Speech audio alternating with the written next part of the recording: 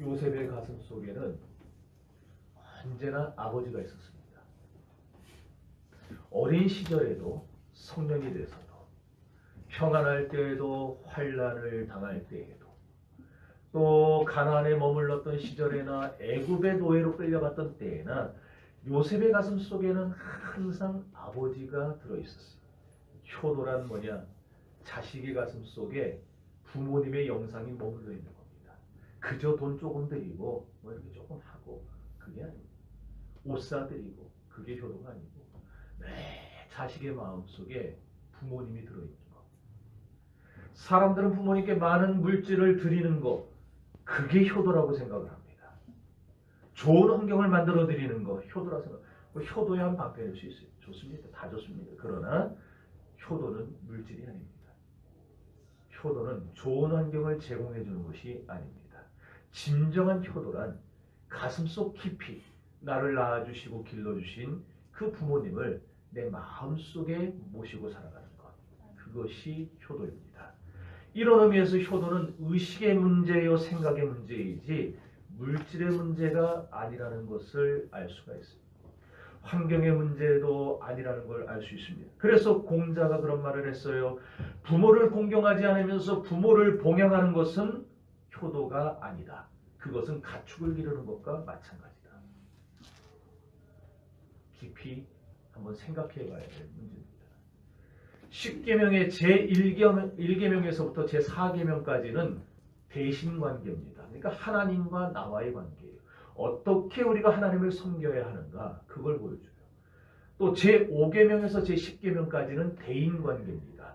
이제 하나님과의 관계를 바로 세웠으면 사람과 사람과의 관계 속에서 내가 어떻게 해야 될 것인가, 내가 어떻게 바른 인간관계를 맺어야 할 것인가, 이것을 가르쳐주는 게 5계명에서 10계명까지예요.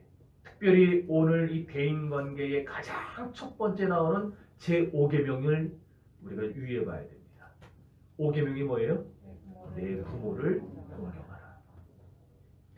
대인관계를 언급하면서 가장 먼저 부모 공경에 대한 것을 말하는 이유가 뭐냐? 그것은 하나님께서 우리의 부모를 하나님의 대리자로 세상에 세워주셨기 때문입니다. 그런 의미에서 부모를 공경하는 것이야말로 하나님을 섬기는 바른 신앙의 표현이라고 할 수 있습니다. 잠언 3장 9절과 출애굽기 20장 12절에서 우리는 하나의 공통점을 발견하게 됩니다. 잠언 3장 9절 내 재물과 내 소산물의 처음 익은 열매로 여호와를 공경하라. 출애굽기 20장 12절 내 부모를 공경하라. 그리하면 내 하나님 여호와가 내게 준 땅에서 내가 잘 됩니다. 여기 보면은 하나님을 공경하라. 또 하나는 부모를 공경하라. 똑같이 공경하라는 단어가 쓰였어요. 히브리어에는 효도라는 단어가 많습니다. 부모 공경한다는 단어가 많아요. 그런데 그 많은 단어들 중에서 유독 이 잠언과 출애굽기 20장의 공경이라는 단어는 똑같은 단어를 썼어요. 왜 그럴까요? 하나님을 섬기는 것과 부모를 섬기는 게 다른 게 아니라는 거예요. 똑같이 카베드. 이 카베드는 뭐냐? 하나님을 내 온 마음을 다해서 섬기는 것. 그처럼 내 부모를 섬기는 것. 그것이 우리 그리스도인의 삶이 되어야 된다는 거예요. 왜 이렇게 아멘이 없습니까? 부모 공경하니까 왜 마음에 안 들어요? 여러분, 부모 공경하는 게 하나님을 공경하는 것과 동격이라는 거예요. 네. 그래서 사도 바울이 디모데전서 5장 4절에서 이런 말을 했어요. 만일 어떤 과부에게 자녀나 손자들이 있거든 그들로 먼저 자기 집에서 효를 행하여 부모에게 보답하기를 배우게 하라. 이것이 하나님 앞에 받으실 만한 것이다. 여러분, 자식이 있으면 자식들로 하여금 부모를 공경하는 걸 어려서부터 가르쳐야 된다. 그래서 하나님 앞에 받으실 만한 것, 이거는 제사용어입니다. 제사용어. 그러니까 하나님 앞에 예배 드릴 때 쓰는 용어예요. 그러니까 무슨 말이냐? 우리가 효도를 말하면서 하나님께 제사를 드릴 때 사용하는 단어를 사용했다는 것은 효도가 그저 삶의 윤리적인 차원이 아니라는 거예요. 도덕적인 관행이 아니라는 거예요. 효도는 뭐냐? 하나님을 믿는 신앙 그 자체다라는 거예요. 그러니까 여러분 우리가 하나님을 믿는다 하면서 효도하지 않는 사람은 그건 하나님을 헛믿고 있는 거예요. 유대인들의 가족 제도는 전통적으로 대가족 제도예요. 뭐 지금은 수천 년이 흘러서 역시 이스라엘 사람들도 지금은 핵가족을 다 이루고 살지만 그래도 유대인들은 지금까지 지키고 있는 원칙이 하나 뭐냐? 매주 금요일이 유대인들은 뭘로 지켜요? 안식일로 지켜요. 우리는 주일을 지키는데 그 사람들은 안식일을 지켜요. 근데 금요일이 되면은 쫙 터져 살던 자녀들이 다 부모님 집으로 모입니다. 매주 모여요. 매주 부모님 댁에 모여서 같이 그들이 안식일을 보내고 그리고 아버지가 살아계시면 아버지가 돌아가셔서 어머니가 자녀들을 다 불러 모아놓고 축복 기도를 해줘요. 한 주간 동안도 나가가지고 하나님을 경외하면서 살게 해달라고. 그러고 돌려보내요. 지금도 어디 살든지 그 땅에 있으면 다 부모님께 와서 같이 안식일을 지켜요. 이게 뭘 가르쳐 주는가? 가족은 부모를 중심으로 모여야 됩니다. 부모가 살아계신데 지들끼리 그냥 여행 다니고 놀러 다니고 뭐 하고 여기 그런 분들 없겠죠? 네. 없어야 돼. 있으면 이거 갖고 시험 든단 말이에요. 없어야 돼요. 여러분 성경은 효도를 윤리적인 권고사항으로 말하지 않아요. 성경은 효도를 뭐라고 하냐? 반드시 지켜야 될 명령으로 줍니다. 왜? 오늘 5계명이 내 부모를 공경하라 명령했어요. 이건 해도 그만 안 해도 그만이 아니고 반드시 해야 되는 거예요. 반드시 해야 되는 거예요. 여러분 효도 해도 그만 안 해도 그만 아니에요. 여러분들 부모님에게 살아계시다면 반드시 효도하시고 부모를 모신 자녀들이라면 부모가 살아계신 자녀라면 해야 돼요. 그래서 유대인들은 효도를 어떻게 생각하는가? 하나님 앞에 순종하는 마음으로 내 부모에게도 순종한다. 그렇게 생각합니다. 저는 평소에 우리 수요 예배 기도 담당자들이 또 빠지면은요, 예배 빠지면은 참 속에서 막 쓰립니다. 아파요. 금요 철에 빠지면은 주여 이 사람들이 언제 신앙이 살아서 이걸 나올까요? 해요. 일주일 내내 새벽에 제가 기도하는 게 그거예요. 하나님, 우리 교인들이 수요 예배를 귀하게 여기게 하시고 철야를 귀하게 여기시고 예배에 목숨 거는 교회 되겠다. 여러분 큰 교회 부러워하는데 큰 교회가 왜 큰 교회 되는 줄 알아요? 예배에 생명 거는 사람들이 많아지면 큰 교회가 되는 거예요. 네. 우리 교회 큰 교회 되고 싶으면은 여러분들이 희생을 하셔야 돼요. 안 하면서 큰 교회 되길 바라는 건 도둑신부예요. 그런데 이번 주에 빠진 분들은 했는데 암만 안 했어요. 왜 안 했냐? 부모님한테 간다 그러길래. 앞으로도 부모님한테 가면은 저는 다 아무 말 안 합니다. 다 보내드립니다. 가세요. 네. 부모님한테 가서 부모님 섬기고 오세요. 네. 괜찮아요. 그런데 부모님한테 간다고 해놓고 딴 데로 3명.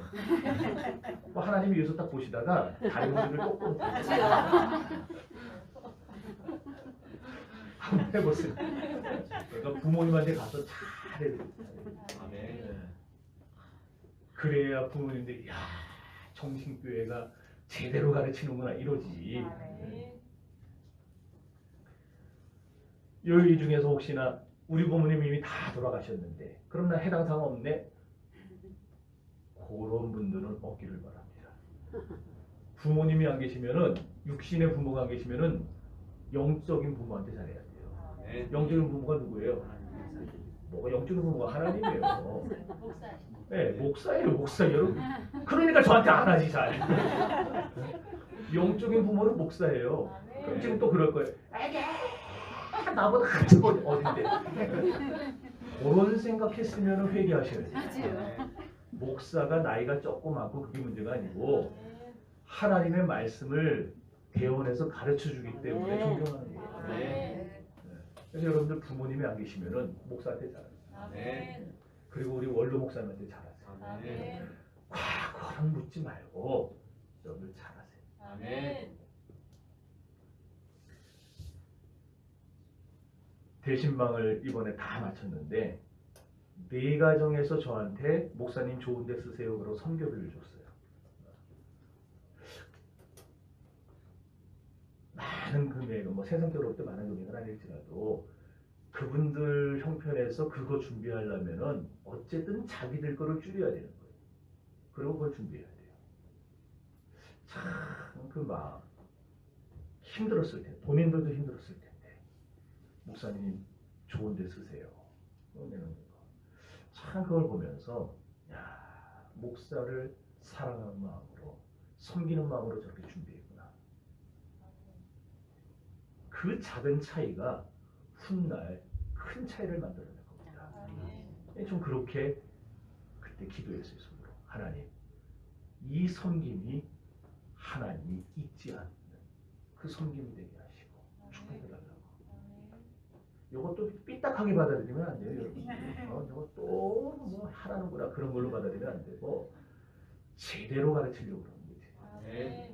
이번에 우리 보람이가 학교에서 장학금을 탔다고 저한테 빵을 하나 사왔어요. 내가 빵을 얼마나 좋아하는데 특히나 1순위 빵 카스테라를 사왔어요. 빵 하나 보면은 뭐 큰 가격 아니더라도 이 아이가 목사를 생각해서 빵을 사왔다는 거. 이야, 내가 그 빵을 먹어서 집어 먹을 때마다 기도했어요.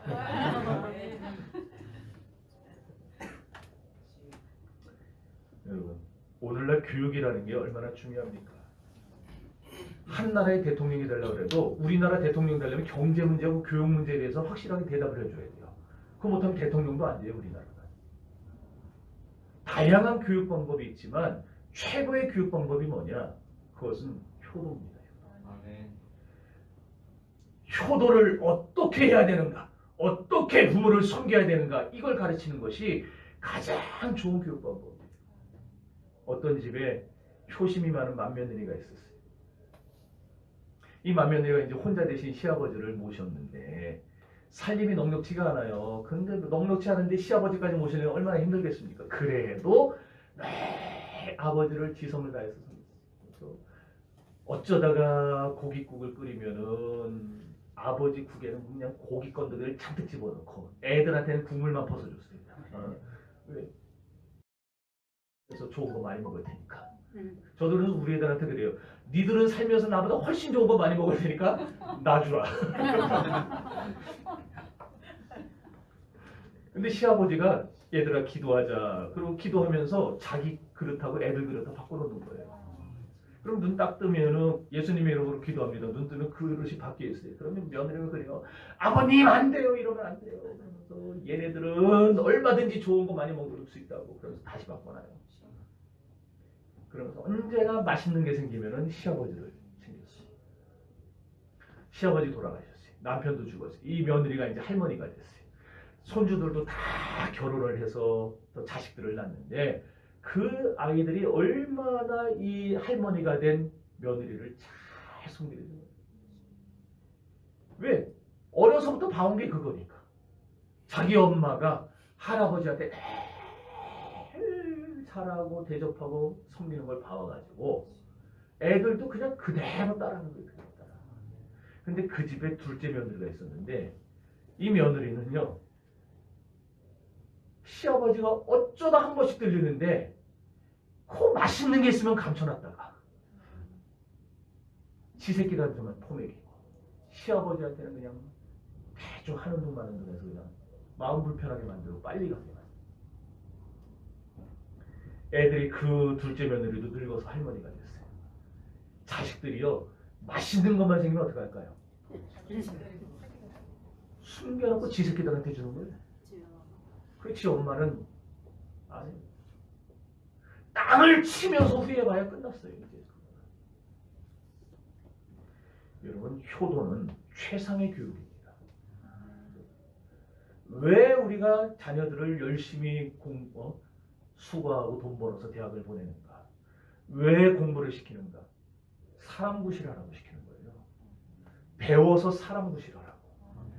그런데 오늘날 우리 주변 보세요. 사람이면서 사람 구실 못하는 사람이 얼마나 많습니까? 짐승도 지역에 낳아준 부모는 알아서 모시는데 사람이 자기 부모를, 효도가 사람다운 사람을 만드는 최고의 교육이에요. 잠언 1장 8절과 9절은 말합니다. 내 아들아 네 아비의 훈계를 들으며 내 어미의 법을 떠나지 말라. 이는 내 머리에 아름다운 관이요 내 목에 금사슬이니라. 무슨 말인가? 효도야말로 이 세상에서 최고의 영광을 얻게 해줄 비결이라는 거예요. 여러분 이 세상에서 잘 되고 싶다면, 이 세상에서 여러분들이 인정받고 머리 되고 싶다면 부모에게 효도하세요. 사람이 되는 이유가 다 있습니다. 누구나 사람들, 저 불신자들 보세요. 누구나를 막론하고 새해가 될 때마다 금년 안에는 이렇게 돼요. 금년이 이렇게 잘 돼야 되는데 기대를 걸어요. 그래서 장사도 잘 되고 남편도 잘 되고 자식도 대학 붙고 뭐 유학의 길도 열리고 뭐 애들을 관연한 아들 딸 시집장가도 잘 가고 다 새해가 되면 그런 마음을 품어요. 그래서 토암산에 올라가 가지고 막 빌기도 해보고 동해 바다에 가서 떠오르는 태양 보면서 막 열심히 빌어요. 문제는 사람들의 그 소망이 잘못된 건 아니에요. 잘못된 건 뭐냐? 그 소망을 잘못된 방법으로 이루려 하는 거. 그게 잘못이지. 여러분 우리가 알아야 할 것은 인간이 행복하고 잘 살 수 있는 길은 인간의 노력에 달려있는 게 아니라는 거예요. 여러분이 잘 사는 길은 부모를 어떻게 섬기느냐에 달려있어요. 왜? 성령이 그렇게 말을 하니까. 우리에게 주잖아요. 내 부모를 공경하라. 이는 내가 땅에서 잘 되고 장수하는 비결이라고 그랬어요. 여러분 오래 살고 싶으면 효도하라. 잘 되고 싶으면 효도하라.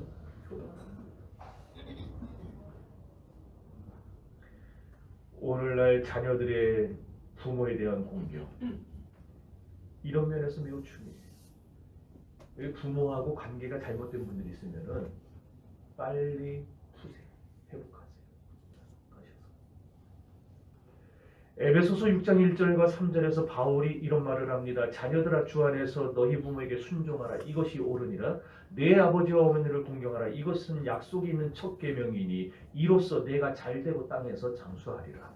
이것이 옳으니라. 여기 옳다라는 말은 디카이오스라는 말인데 법적으로 옳다는 말입니다. 법적으로 옳다. 다시 말해서 법이라는 건요, 여러분 상황과 형편에 따라서 바뀌는 겁니까? 안 바뀌어요. 바뀌면 법이 아니죠. 그거는. 법이라는 건 한번 정해지면 그대로 가는 거예요. 그러므로 부모에게 순종하고 효도하는 것은 좋으면 하고 안 좋으면 하지 말고 이렇게 상황과 형편에 따라 바뀌는 게 아니고 이것은 당연히 세월이 가도 뭐가 돼도 반드시 해야 되는 당연한 법이라는 거예요. 우리 그리스도인들이 이걸 알아야 돼요. 그래서 효도는 그리스도인들이라면 당연히 해야 된다.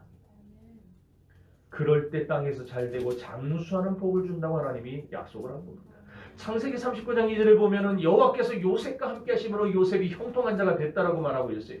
요셉이 형통한 사람이 된 것 결코 우연이 아니었어요. 효도라는 것은 하나님의 계명을 이행하는 것이고 하나님이 준비한 하늘의 축복을 내 것으로 만드는 행복과 성공의 조건이 되는 것이에요. 요셉은 날마다 자기 아버지를 마음에 품고 살았고 아버지를 생각하고 살았고 아버지를 섬기기에 여념이 없었어요. 그랬기 때문에 요셉이 땅에서 잘되고 형통한 자가 됐던 것이지. 오늘 요셉의 족적을 통해서 우리도 깨달아야 할 것은 나도 우리 부모와의 관계를 어떻게 해야 될 것인가, 이거를 알아야 되는 것입니다. 사실 요셉에게 있어서 아버지 야곱은요 본받을 만한 아버지는 아니었어요. 그렇잖아요. 불완전한 아버지. 태어날 때부터 큰아버지 에서의 발뒤꿈치 붙잡고서는 그냥 자기가 먼저 나가겠다고, 내가 먼저 복받겠다고 그러다 아주 간사하고 욕심 많은 아버지예요. 평생 살아온 것이 늘 그런 식이었어요. 그런 식. 어떻게든 남을 짓밟아서 자기 복받으려고 하고, 팥죽 한 그릇으로 형의 장자명분 빼앗고, 눈먼 아버지 속이고, 밭다나면서 20년 살면서 내 여자를 거느리면서 가정의 불행을 자처했던 아버지였어요. 존경할 만한 구속이 없어요. 불완전한 부모예요. 그럼에도 불구하고 요셉은 그런 아버지를 섬겼어요. 아버지 왜 여자를 넷이 얻었습니까? 따지지 않았어요. 아버지 태어날 때부터 큰아버지 야에서의 발뒤꿈치 잡았다면서요. 욕심 좀 그만 부리세요. 아유 정신 좀 차리세요. 애들이 뭘 배우겠습니까? 그런 말 안 했어요. 형들은 서로 불화하고 요셉 시기하고 맏형은 서로로 비라하고 통간이나 저지르고 레위는 살인과 약탈을 저지르고 자식들이 다 아버지 야곱의 마음에 대못을 박을 때에도 요셉은 일편단심 아버지에게 효도하던 아들이었어요. 부모가 나에게 뭐 해줬는가 그거 얘기하지 마세요. 목사가 나에게 뭐 해줬는가 그런 거 얘기하지 마세요. 여러분은 그냥 법이니까 하는 거예요. 그러면 하나님이 여러분 보면서 이런 누가 하라 그랬어? 이런 소리 안 하세요. 여러분을 하나님이 기억하고 잘 되게 하실 겁니다. 효도는요. 그래서 주 안에서 할 때 가장 좋은 효도가 돼요. 여러분 주 안에서 효도하시기 바랍니다. 주 안에서 효도하라는 말은 부모님이 실수했건 안 했건 결격 사유가 있건 없건 부모님이 좀 모자라건 아니건 상관없이 언제나 하나님께 대하여 효도하는 것. 이것이 주 안에서 하는 효도예요. 이런 효도가 어디서부터 우러나오는가? 내 마음속에 부모님에 대한 관심이 꽉 차 있을 때 그때 우러나와요. 요셉이 그랬다는 거예요. 요셉의 가슴 속에 언제나 아버지가 들어있어요. 어릴 때나 커서나 가나안 땅에 살 때나 애굽에 살 때나 평안할 때나 어려울 때나 감옥에 갇혔을 때나 막론하고 요셉의 마음에는 언제나 아버지가 들어있어요. 일평생 아버지를 잊고 산 적이 없어요. 그래서 아버지의 근황이 늘 궁금했어요. 오늘도 본문에 보면은 창세기 43장 7절과 17절에 보면은 40대 중반이 돼서 형들을 만납니다. 만나자마자 그 형들에게 요셉이 물어본 게 뭐냐? 너희 아버지가 그저 살아계시냐? 너희가 말하던 그 노인이 살아계시냐? 너희 아버지는 지금 어떠냐? 그 아버지에 대한 그 근황이 궁금했어요. 아버지는 요셉의 가슴 속에는 이렇게 아버지에 대한 관심이 강하게 일어나고 있었어요. 여러분의 마음속에 부모님에 대한 관심이 끓어오르기를 바랍니다. 그거 식으면 효도 못해요. 반대로 여러분의 마음속에 부모님에 대한 관심이 들어있으면 효도하게 되는. 관심이 뭐냐? 사랑하는 거예요. 그럼 사랑은 뭐냐? 주는 거예요. 사랑하면 자꾸 드리게 돼요. 부모에게 드리면서 아까워져요. 부모에게 드리는 대신 자꾸 뜯어가려고 하는 건 부모를 사랑하는 게 아니에요.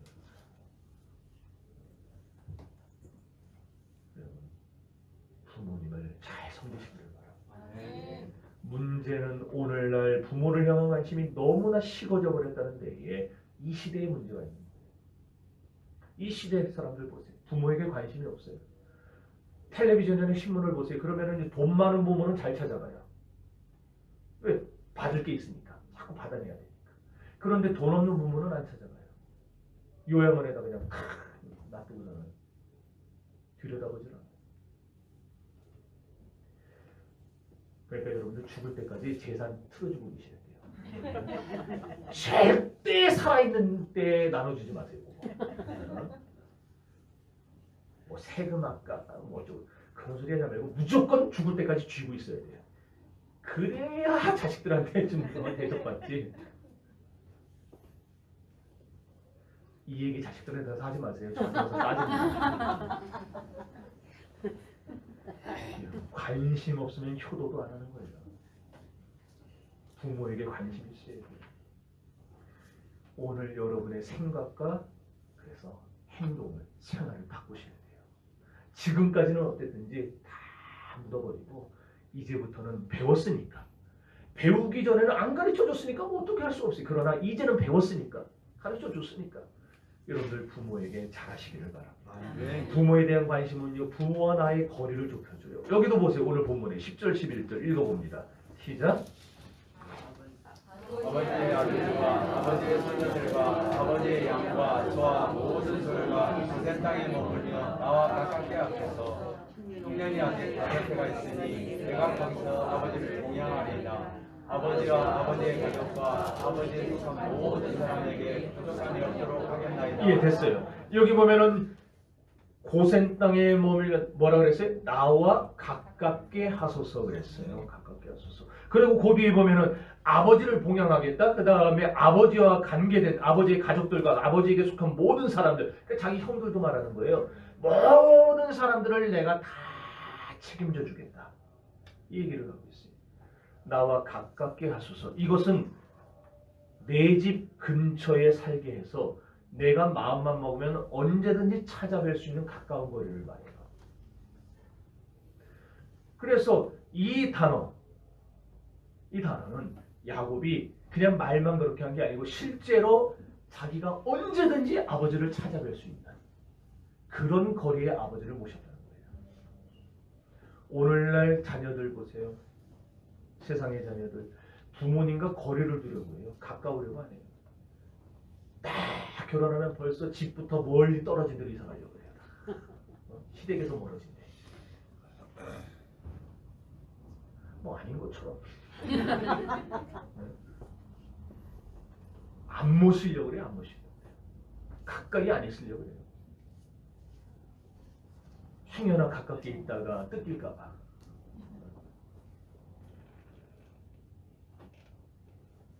중풍 걸려서 치매 걸려서 늙음하게 고생하시는 것과 다 내가 뒤집어 써야 되니까 가까이 안 있으려고 해요.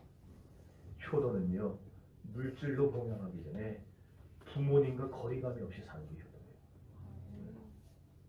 마음에 늘 부모가 있고 그리고 거리상으로도 부모하고 가까워. 육신 이런 땅의 거리만 말하는 게 아니고 부모님하고 마음의 거리가 멀지 않아요. 왜 거리를 둡니까? 여러분의 가슴 속에 지금 부모님이 있습니까? 부모님이 여러분 가슴 속에 살아있다면 부모님에게 순종하게 되어 있는 거예요. 어느 날 아버지가 요셉에게 말합니다. 저기 세겜 들판에 내 형들이 양을 치고 있을 텐데 거기 갔다 한번 와봐라. 형들이 잘 있나 보고 와라. 요셉에게 시켰어요. 그때 요셉의 나이가 17입니다. 어지간한 아들 같았으면 아유 안 돼요. 공부해야 돼요. 숙제해야 돼요. 안 갔을 겁니다. 그런데 요셉은 내가 그리하겠나이다 그랬어요. 내가 그리하겠나이다. 여기 내가 그리하겠나이다. 히네니라는 말. 히네니. 이 말은 내가 여기 있습니다라는 말이에요. 내가 여기 있습니다. 뭐냐? 저는 언제든지 아버지의 명령을 순종할 준비가 끝났습니다. 아버지의 뜻을 만족스럽게 해줄 준비가 되어 있습니다. 이 말이에요. 요셉은 언제나 준비하고 살았어요. 뭘 준비해요? 아버지가 말하면 그대로 할 준비를 다 하고 살았어요. 그러니 아버지가 갔다 와라. 지금 형들이 자기를 향해서 언사로 불평하다는 걸 알아요. 뭔 건수만 생기면 형들이 나에게 해코지할 걸 다 알아요. 그런데도 거기 혼자 갔다가 뭔 일 터질 텐데 그래도 아버지가 갔다 오라고 하니까 네 알겠습니다. 그러고 갔어요. 결국 갔다가 어떻게 돼요? 형들한테 팔려서 애굽의 노예로 풀려요. 자그마치 20년 동안 그냥 죽을 고생을 해요. 자기를 미워하고 투기하는 형들한테 무슨 분별을 당할지도 몰랐는데 다른 거 없어요.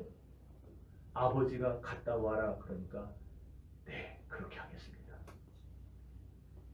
옛날 동화책 여러분 아마 읽어보셨을 거예요. 아버지가 아들한테 얘야 저 송아지를 지붕에 올려라. 몰라요? 학교 갈 때 이거 안 읽어보셨어요? 우리가 다 그랬을 거예요. 우리 아버지 치매 걸렸나 보다. 정신이 이상하다. 근데 그 아들이 어떻게 해요? 아버지가 그냥 소를 올리려고 되니까 신용을 어떻게 올릴 그거를 지붕으로 그냥 신용을 하는 거예요. 이야 올라가 아버지 보는 앞에서 계속 아버지 만족할 때까지. 그 동화책이 그때만 나왔다가 절판이 됐나?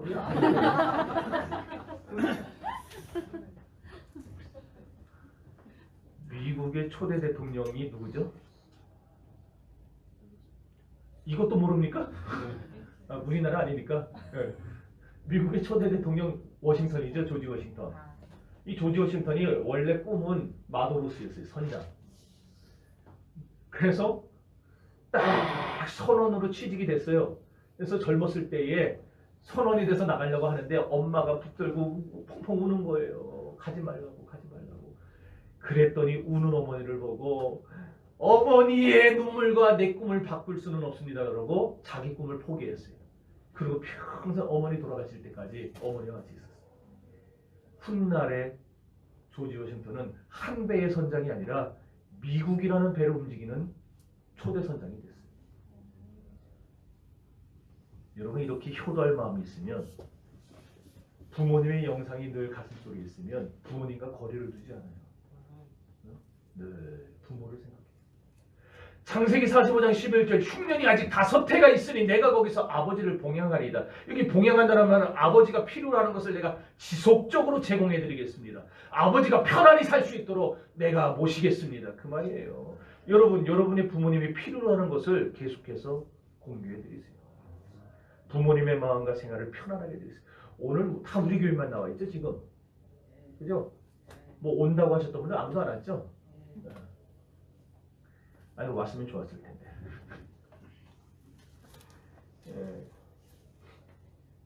논어의 효단간력 충득진명이라는 말이 있어요. 무릇 효도는 힘을 다해야 마땅하고 충성은 목숨을 다해야 마땅하다. 효도는 신앙이 기본이 되지 않으면요 효도할 힘이 생겨나지 않습니다. 그래서 세상에서 세상 사람들은 효도는 반쪽 효도예요. 그리스도인의 효도가 진짜 효도입니다. 그런데 기독교인이 돼가지고 효도하지 않으면 안 돼요.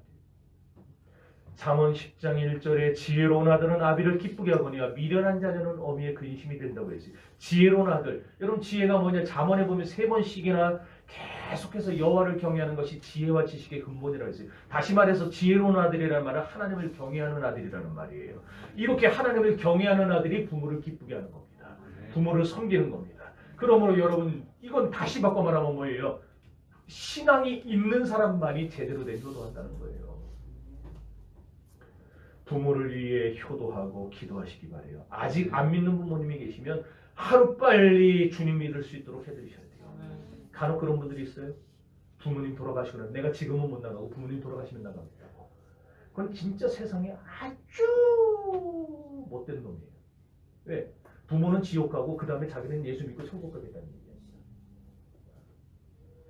부모가 예수 안 믿으면요 무슨 수를 써서라도 부모 예수 믿게 만들어요.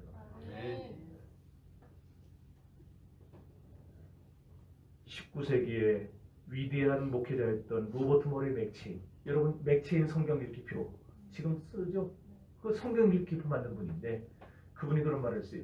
하나님이 주신 은사 중에 예수를 닮는 것보다 더 큰 은사는 없다. 왜 그런가? 예수님의 은사는 뭐였느냐? 효도였어요. 예수님은요 누가복음 2장을 위시로 해서 사복음서 보면은 부모님을 섬겼어요. 고향 나사렛에 돌아가서 부모님을 섬겼어요. 급기야 십자가에서 달려서 죽으시는 그 순간에도 요한을 가리켜서 요한에게 그랬어요. 내 어머니라. 요한에게 자기 어머니를 맡겼어요. 마리아에게 효도하라. 죽음의 순간에서까지 육신의 부모에게 효도를 했던 예수님의 효도의 정신. 이것이 오늘 우리 기독교의 정신입니다. 여러분 하나님이 주신 은사 중에 예수를 닮는 은사보다 더 큰 은사가 없다면 우리가 무엇을 배워야 되겠습니까? 예수님의 효도의 마음을 배워야 됩니다. 오늘 우리 정신교회는 오늘 그나마 다행인 게 우리 청년들도 나오고 우리 학생들도 나왔는데 우리 청년들이 학생들이 부모에 대한 효도의 마음을 여러분 확실하게 새기고 돌아가시기를 바랍니다. 묻습니다. 여러분의 가슴 속에 부모님이 자리하고 있습니까? 마음속에 부모님이 계십니까? 아무쪼록 그렇다면 이 교회를 드나들면서 여러분들의 가정마다 정말 제대로 효도하는 신앙으로 예수 안에서 주님의 그 효도 정신을 본받아서 제대로 효도하는 그런 효자 효녀가 많아지기를. 그래서 여러분들의 가정이 잘 되고 모든 일에 형통하기를 주님의 이름으로 축원합니다. 기도합시다.